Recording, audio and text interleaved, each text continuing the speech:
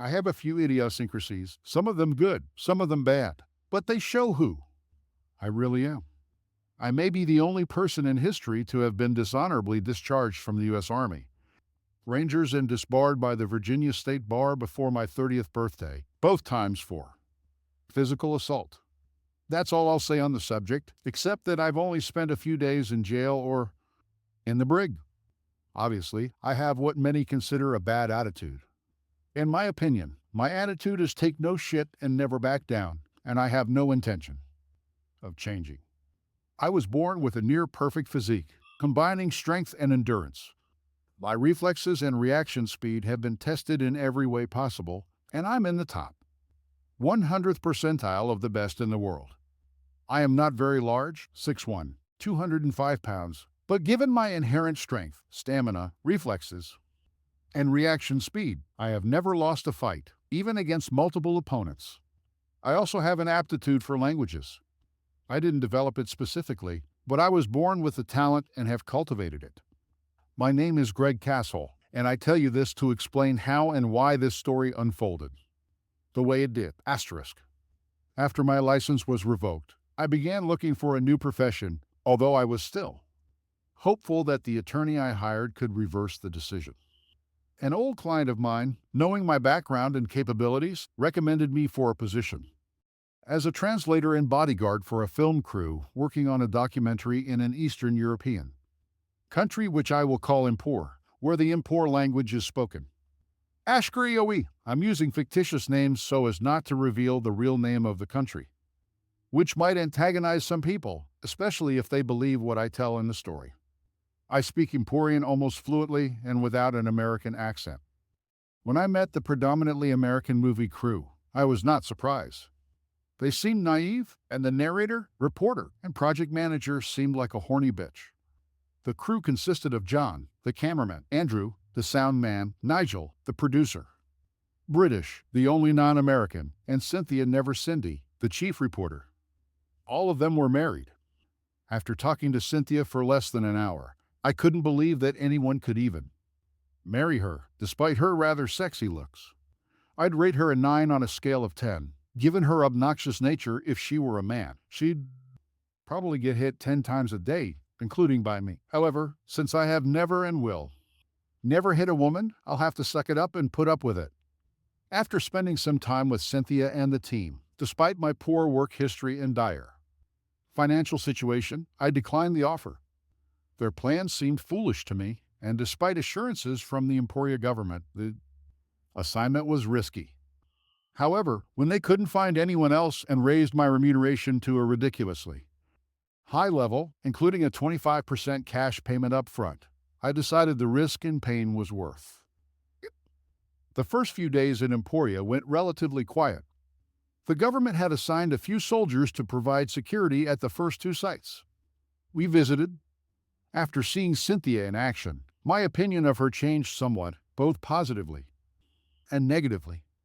On the positive side, she had a knack for getting people to like her and picking good locations for shoots. She was clearly very smart. Having seen her in some provocative outfits, I would rate her looks even higher than a 9, almost a 10.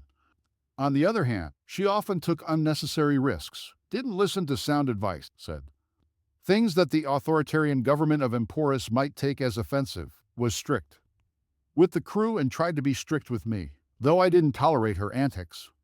Although Cynthia mockingly told me several times, "You don't look like you're fit to be a bodyguard, Greg." She seemed to eventually appreciate my work, although she never thanked me. Her disapproving gratitude was due to the fact that I had to neutralize no less than 5 people who tried to harm her or were unwilling to take no for an answer, including 2 opponents in one case. Besides, she had no choice but to rely on me, since over 90% of the locals didn't speak English, and no one on the team but me knew a word of Emporian.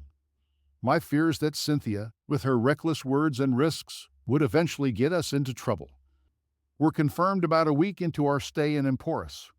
The night before, I had cautioned Cynthia about the questions she was going to ask a government official.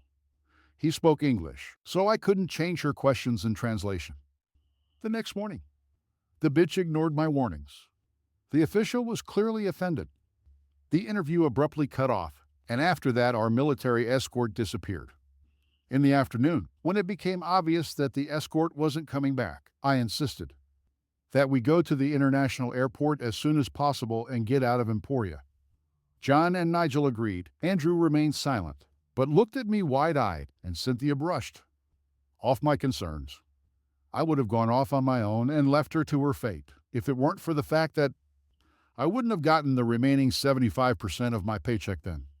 Besides, I liked John and Nigel, Andrew not so much, and I didn't want them to get hurt. That night, I went to a rough part of town, and like Jack Reacher, beat the crap out of a thug who tried to rob me and took away his gun. Unfortunately, the gun was an old East German version of a macaroon, and was a piece of shit, but it was better than nothing. Plus, the bandit had a spare magazine. The next day went relatively smoothly, but the very next day we were intercepted by 4 big guys in dark suits with guns at the ready. They spoke only Emporian, so I was the only one who could communicate with them. It quickly became clear that they were some local version of the secret police concerned about Cynthia's conversation with a government official 2 days ago. After a brief exchange of remarks, they demanded a recording of the interview. Apparently, technology in Emporia was lagging behind the West, as all of our materials had already been digitized and transmitted back to the U.S. via the internet from the hotel. I may have made a mistake in letting them know, but we had no analog recording, so there was little I could do. Their reaction was furious, and they started saying threatening things. Nothing I said calmed them down. They clearly wanted blood. One of them pushed Cynthia to the ground, and the other 2 grabbed their weapons. I had no choice. I certainly wasn't going to be imprisoned in Emporia. I'd rather die. Since my reaction time was twice as fast as theirs, they were both dead before their pistols were even back in their holsters. However, after 2 shots, my old Makarov pistol jammed. One of the remaining cops pulled out his gun, but I pushed his hand away and he shot Andrew, killing him on the spot. I punched the guy hard twice in the face and he fell down, dropping his gun. The 4th guy, who had knocked Cynthia down and threatened her, instead of grabbing his gun, lunged at me. Fortunately, although he weighed at least 70 pounds more than me, he was more of an enforcer than a fighter. I dodged his blow and slammed his head twice against the brick wall next to us. While the rest of the team watched in awe and Cynthia sat unmoving, I picked up the gun. The 3rd guy had dropped. It was a modern version of a Makarov. I put a bullet each into the heads of the 3rd and 4th secret policemen. Then I took the gun and a spare magazine from the pocket of one of the dead men and hid them in my possession. "We need to get out of here," I shouted. "What about Andrew?" asked Nigel. "He's dead. Leave him the sound equipment and the camera and let's get out of here," I growled. Cynthia protested, but I didn't care. I literally threw her over my shoulder and sprinted away. When we had gone about a kilometer, Nigel and John began to choke and couldn't go any further. I set a distraught Cynthia back on the ground, foiled her feeble attempt to slap me, and laid out my plan. "Look, we'll soon be searched for all over the country. Nigel and John, do you both have wallets and passports?" They both nodded. "While Cynthia stays here, I'll call a cab. We'll get to the international airport in the capital and take the first flight out. Cynthia and I will try to cross the border into the nearest country. It's about 40 kilometers away. We'll contact you as soon as we're safe. Maybe we should stay together?" asked John. "No, they'll be looking for 3 men and a woman. Splitting up is our only hope. And given how Cynthia is reacting here, she needs my protection." Before they could say anything, a cab pulled up. I told Cynthia to hide. Surprisingly, she obeyed and stopped the cab. I told the driver where to take the passengers, promised him a €100 tip if he delivered them within the hour. Then I told John and Nigel how the finances were, and they set off. I turned back to Cynthia, who now realized the gravity of the situation. "We need to find a way to change our appearance and then a hotel to lay low for a couple of nights before escaping to a neighboring country," I said. Surprisingly, she didn't argue, just nodded in agreement. First, we went to the drugstore.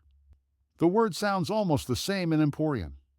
To buy hair dye, scissors, and fake glasses. We split up so as not to arouse suspicion, and we each bought what we needed. We then separately visited a local department store, bought clothes that looked like local clothes, and changed out of our Western outfits. Finding a cheap hotel, I checked in and surreptitiously gave Cynthia the room number. Once we were in the room, we had a frank conversation.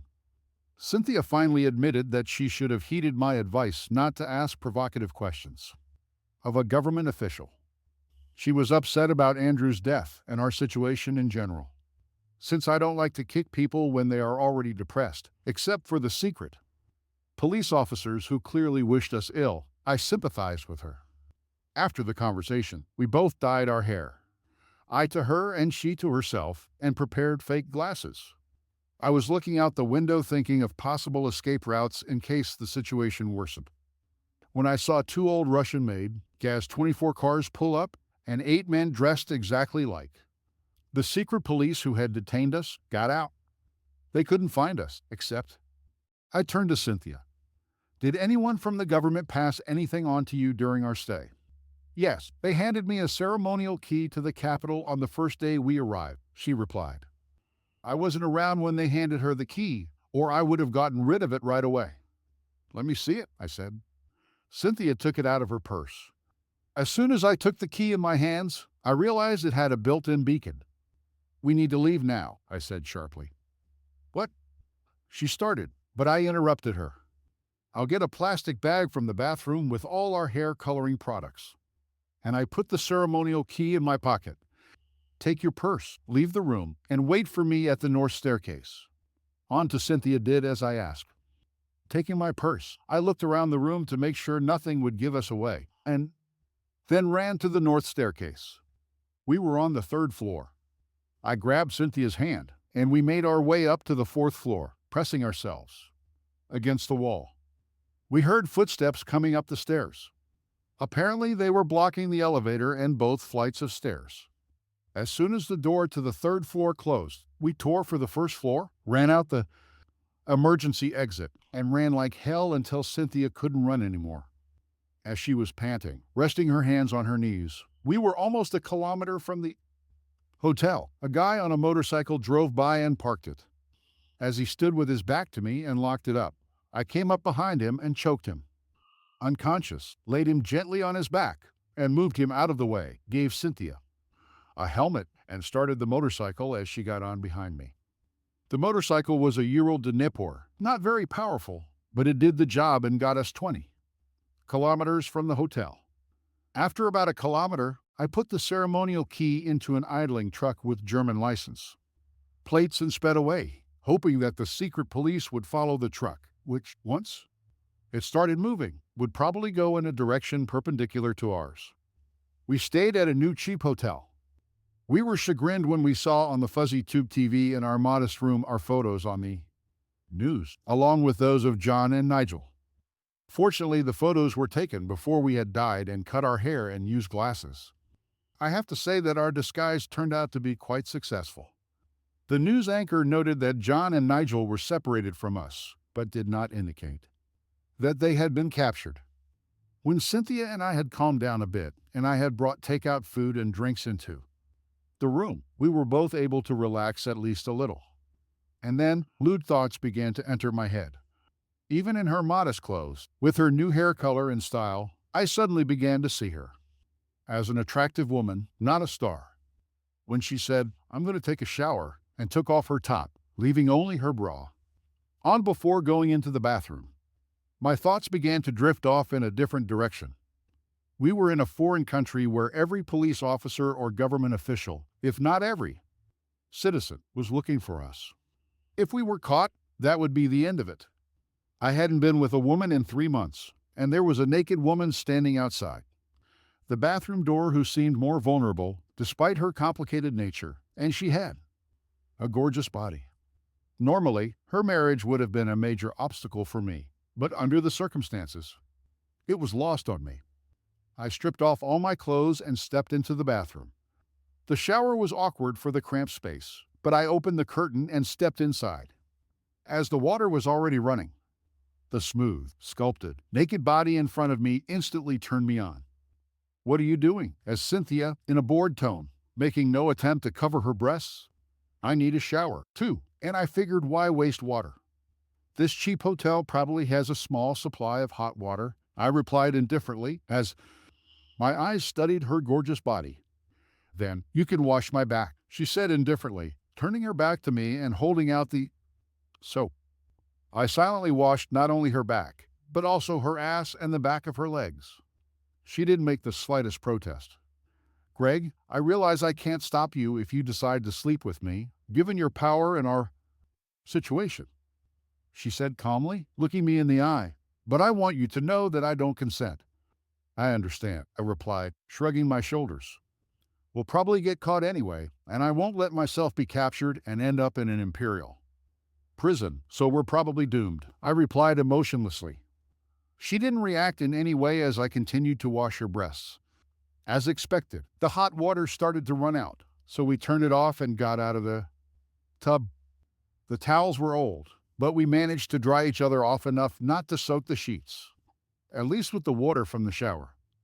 With surprising ease, I lifted Cynthia's body, despite her weight, and carried her into the main part of the room. Laying her on the bed, I carefully covered her with the blanket. "You're downright a real heavyweight, Greg," she smiled. "Oh, Cynthia, my dear, I think I can handle this better than a real heavyweight," I replied with a smirk.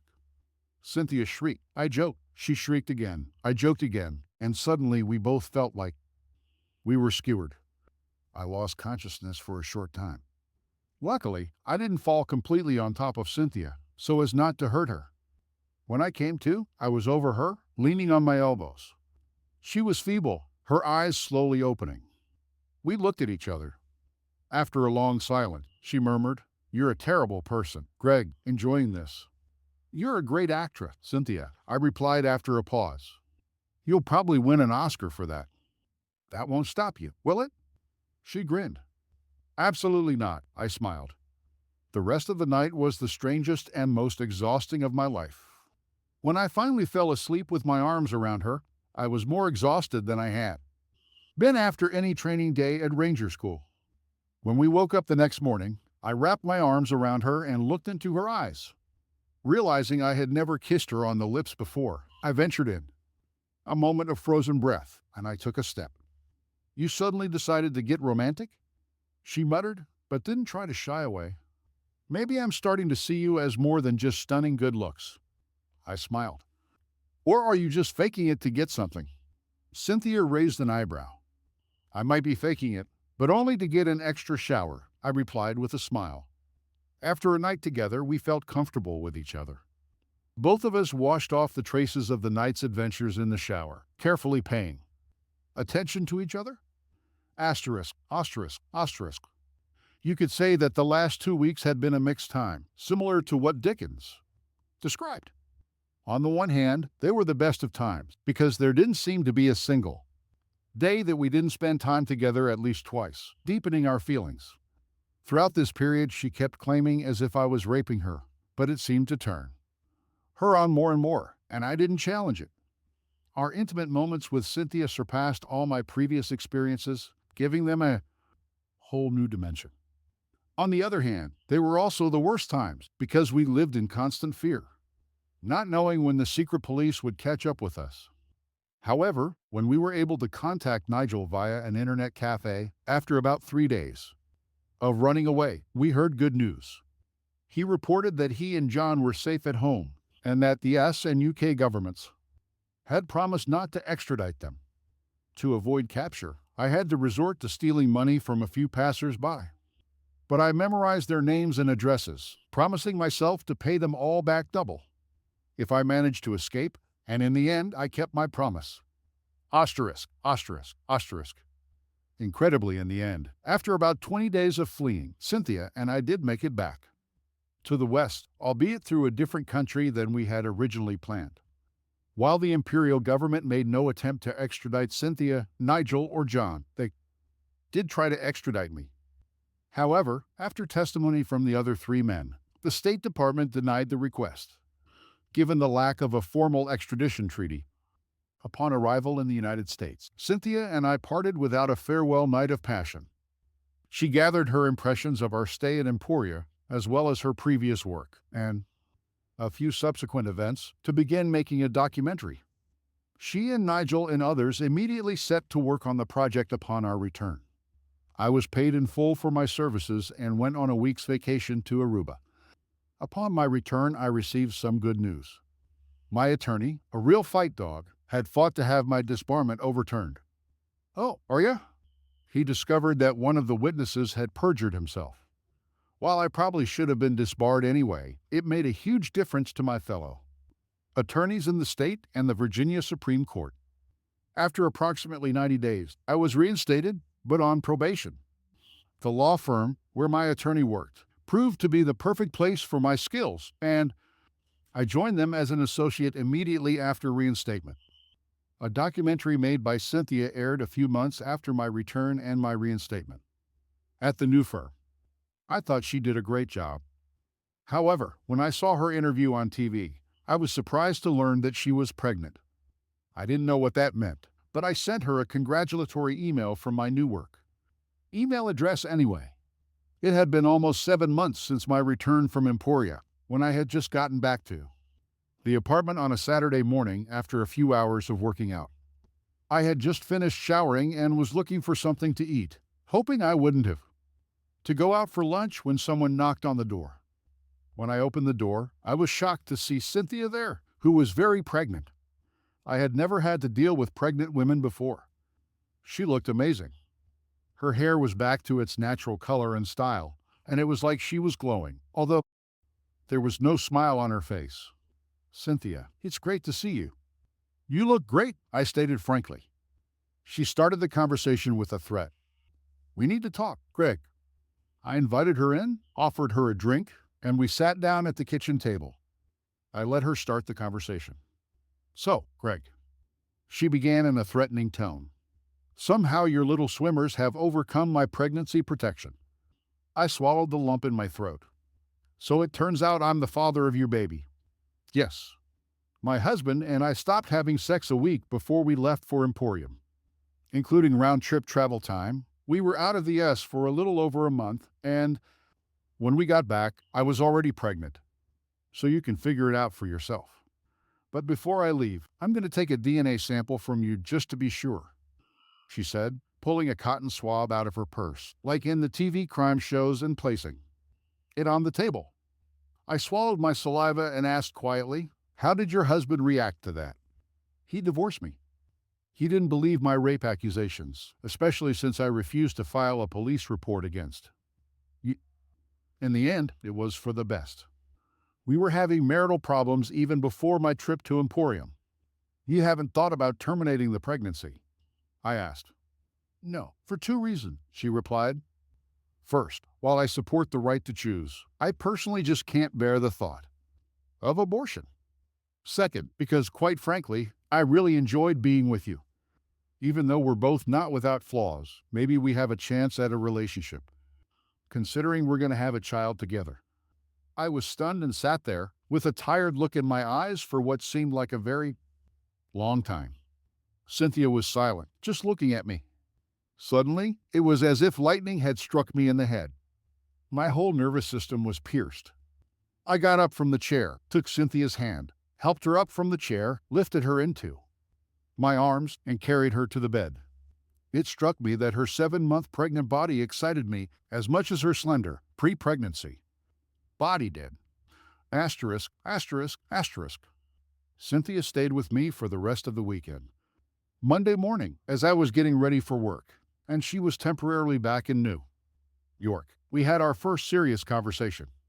Most of the time, we just enjoyed each other without discussing serious topics. Maybe I've fallen in love with you, Cynthia, I said out loud. Maybe I've fallen in love with you, Greg, she replied. You could move to Virginia. I still need to work here for at least a year to complete my probationary period. I suggested. I can work from anywhere, and I wouldn't mind moving to Northern Virginia. It has everything I like about New York, but it's easier to live there, she replied. Maybe you could move in with me. We can go to yoga class together. Yes, but I need more space. I have a lot of stuff. A two-bedroom apartment in my complex will be vacant next week. I can move in there without breaking my lease. Sounds great. Plan on moving in with me next weekend. I'll organize a yoga class and you find a truck to haul your stuff. We kissed passionately goodbye, and I lovingly stroked her belly before driving her to the airport, where she disappeared after another passionate kiss. On the way to work, I felt better than ever. After that weekend, I was optimistic about the future, much brighter than ever before. In the evening, I didn't go to work out, but instead planned to shop for baby furniture. I'm so happy to be here. I'm so happy to be here. I'm so happy to be here. I'm so happy to be here. I'm so happy to be here. I'm so happy to be here. I'm so happy to be here. I'm so happy to be here. I'm so happy to be here. I'm so happy to be here. I'm so happy to be here. I'm so happy to be here. I'm so happy to be here. I'm so happy to be here.